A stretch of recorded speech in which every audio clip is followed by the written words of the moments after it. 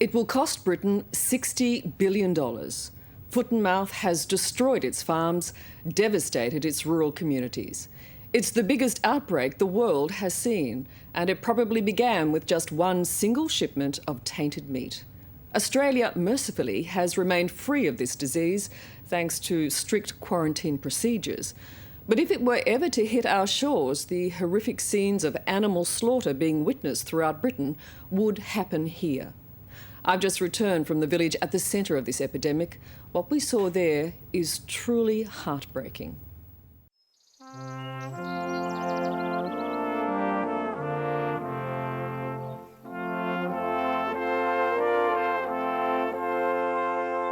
A stone's throw from the Scottish border, just down the road from Hadrian's Wall. Longtown is about as far north as England goes. It is beautiful, it is fertile, and now it is desolate. There's nobody, not even in the town, that it hasn't affected. No one at all.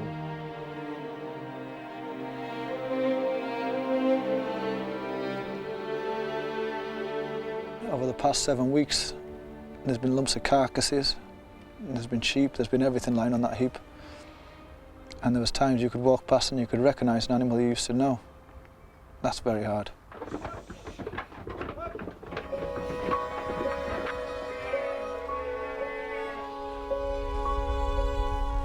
Although Britain's devastating foot and mouth outbreak began on a pig farm near the coastal city of Newcastle, it was in Longtown that it became an epidemic.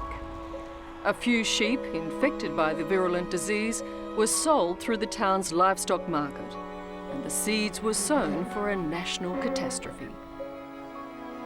It isn't just your income you're losing by any stretch of the imagination. Finishing your biscuit, Scott? Yeah. On February 28, a perfect country lifestyle for the Fisher family, Moira, Robin and sons Tom and Scott descended into the unthinkable. It was round about here that they were shot. The loss of every animal they owned. 600 dairy cattle, 5,500 sheep. Their farm had the terrible privilege of being the first in Longtown to be struck down by foot and mouth. Well, your way of life, your income and everything had just all, that day had ceased. I told the children to stay in bed because Robin was obviously upset. And I came downstairs and the children just appeared from nowhere, and Tom asked why Robin was crying, and I just said, well, we think the cows have got the nasty disease that's been on the television, and he just said, oh, they'll all have to be shot then, won't they, Mummy?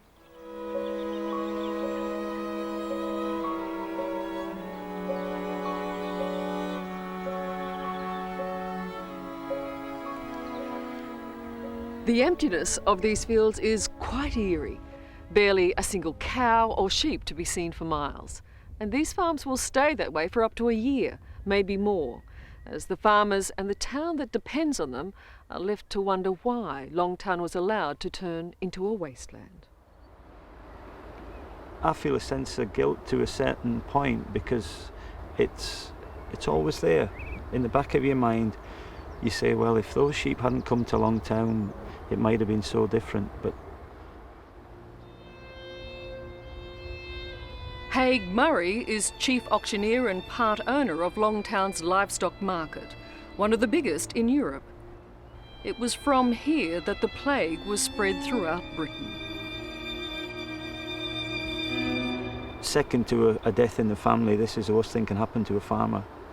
And you felt that? Absolutely, absolutely. I mean, the amount of times I've been in tears this last 10 weeks, I'm not frightened to say it. But what for you was the emotional aspect? Just the sense of disbelief to begin with, that this disease in this day and age could rise its head, this virus could come, and it's just so devastating. If you get foot and mouth, you have nothing left, nothing. And I mean, farmers spend their lives keeping animals alive, and just in one day that's gone. They came through here, and then into this area here, about 10, 15 at a time, and they just stood in here, and we closed off this door along, and they were just shot in here and then dragged back out there towards the silage pit to be piled up. It all finished about 3 o'clock in the morning. I went outside and one of the slaughtermen came out of the dairy, and I just said, "Are you finished?" And he said, "Yeah." And I said, "Do you want a cup of tea?" And he said, "Yeah." And I came in here and I just thought, what have I done? I've invited the slaughtermen into the house, you know, the people who have killed our animals. And I thought that was quite a bizarre you know, how were we going to deal with it? And the slaughtermen were so distressed too. It had been awful for them. And you really thought, oh gosh, these guys are human, you know, this isn't what their job is either, is it? You know, it's not what anybody's trained to do. In what became a horrific part of everyday life in Longtown, carcasses were piled and burned in the open. As more farms became infected, so Longtown was surrounded by column after column of stinking black smoke from the pyres. It happens so quick. 1 minute you're fine, the next minute you're quarantined and all your stock's gone. It's the worst. I can't really put it into words. It's absolutely horrific. Sir James Graham's family has been here for centuries. His ancestors built Longtown. Now it's his fate to be here in its darkest hour. Normally at this time of year, you can hardly see the grass because there's so much livestock on. But this year it's hopeless. We've been absolutely devastated by foot and mouth. And you can see for yourself there's nothing on it. Have you ever seen it like this? No, never. Never in your lifetime? Never, ever. And it's been deeply upsetting. It's sucked the life out of our local community. These people are going to take years to rebuild from this, and some of them will never come back to farming. A lot of guys that I've spoken to on properties that I've been on have said that they'll never farm again. Reinforcements came from everywhere to help the Longtown community. Callum Dick is an Aussie vet who just happened to be on a working holiday in Britain when the epidemic struck in late February. Since then, it's been all work. Sad, depressing work. For many farmers in Longtown, he has been the messenger of doom. To do it at home amongst the people that you know would be awful. I mean, I don't know how I'd cope with it. I probably wouldn't be able to do it, to be honest. I think, you know, the potential for it to cause the same sort of destruction that it has here is obviously huge. It only takes one infected animal to take out the whole, you know, community. It terrifies Callum to consider what might happen if foot and mouth ever came to Australia. You only hope that if it happened in Australia the way that it has here, that we'd get on top of it quicker, but it's a big country and once it starts spreading, it's awfully hard to stop it. Because of the nature of the disease, because it's so hard to diagnose in some animals, you can have disease all over the country before you know it, which is what's happened here, and then you may never catch up. Our business has gone and well, overnight we've gone from being one of the strongest in the industry to being out of business. As the virus spread through the countryside around Longtown, on the wind, perhaps in the smoke, on the shoes of the careless, or in the lorries carrying thousands of carcasses to the local disposal site, the fallout struck not only those who depend on the land, but those who depend on them.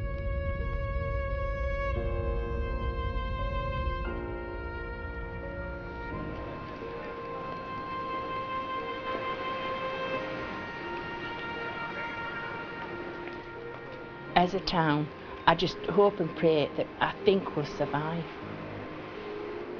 It's really affected everybody. It's not just farming, it sort of spirals out to a lot of other people, and I think the effects will go on for a long time to come yet. We opened in 1929. It was my father's, my brother's, and now mine. And we've never known it as bad. We've never had it as bad as this. This is the worst thing I've ever known.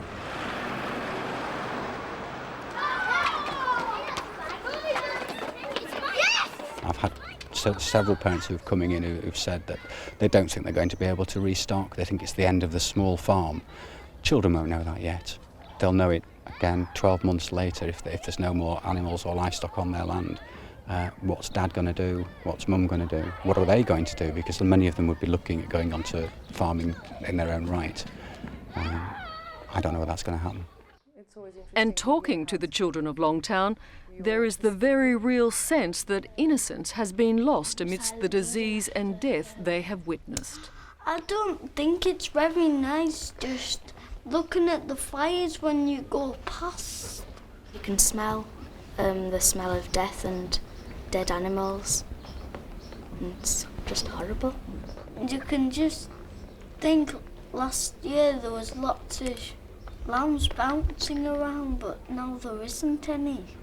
I had a little lamb and that had to be killed, and me and Hannah had to go over to Gran's and sleep there, and then I think the lamb got killed first.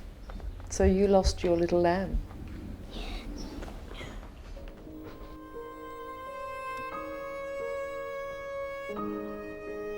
It wasn't that long ago that Bruce Coulthard was one of the fresh faces at Longtown Primary. Not that long ago that his parents faced the decision he is now facing, whether to stay on the land. In 1960, the Coulthard family was hit by a freak outbreak of foot and mouth and lost everything. He's walking over the fields where they buried their livestock. And 8 weeks ago, history repeated itself. It really hit home that it was all happening again. The day it happened in Longtown, my dad was in tears. And he says sometimes there's no shame in crying. And it does hurt. It hurts because it's everything you've worked for? Yes. These animals, to some people, are just animals in the field. To us, it's not just a career, it's our life's work.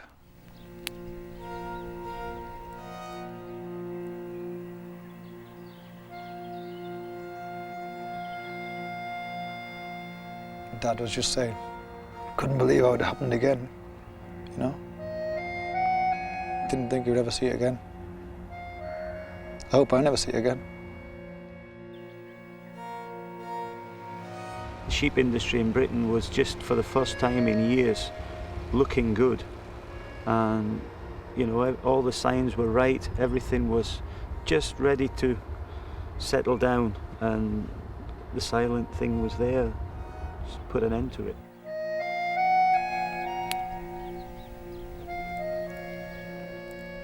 It was like there was a war out there. It really was. And have you won this war? No. There's no winners to this war, is there? Hello, I'm Liz Hayes. Thanks for watching 60 Minutes Australia.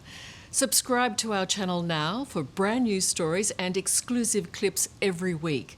And don't miss out on our extra minutes segments and full episodes of 60 Minutes on 9now.com.au and the 9Now app.